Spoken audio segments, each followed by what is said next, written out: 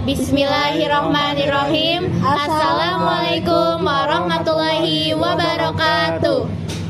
Perkenalkan, kami dari kelompok 11 dari kelas 1E akan memaparkan tentang podcast materi kepemimpinan umat. Sebelumnya, tak kenal maka tak sayang, maka di sini kami akan memperkenalkan diri. Perkenalkan, nama saya Fitri Mariani dengan NIM 2402182 dan selanjutnya teman saya.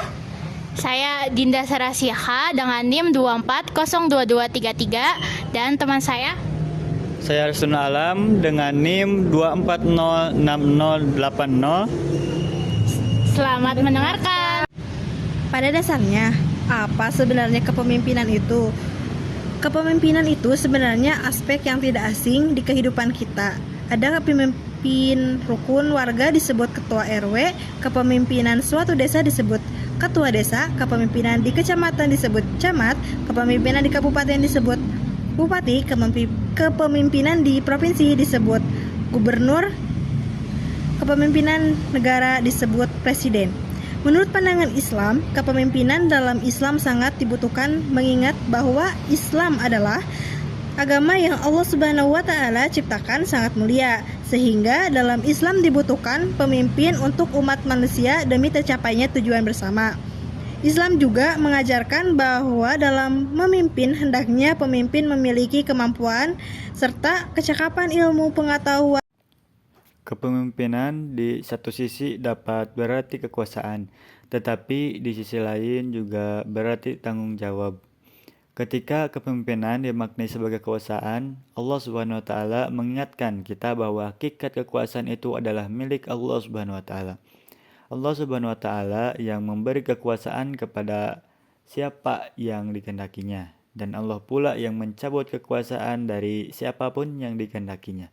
Seperti dalam surat Ali Imran ayat 26 yang berbunyi, A'udzu billahi minasyaitonir rajim. Bismillahirrahmanirrahim. Qulillahumma malikal mulki tu'til mulka man tasha' wa tanzi'ul mulka mimman tasha' wa tu'izzu man tasha' wa tudhillu man tasha' biyadikal khair innaka ala kulli syai'in qadir.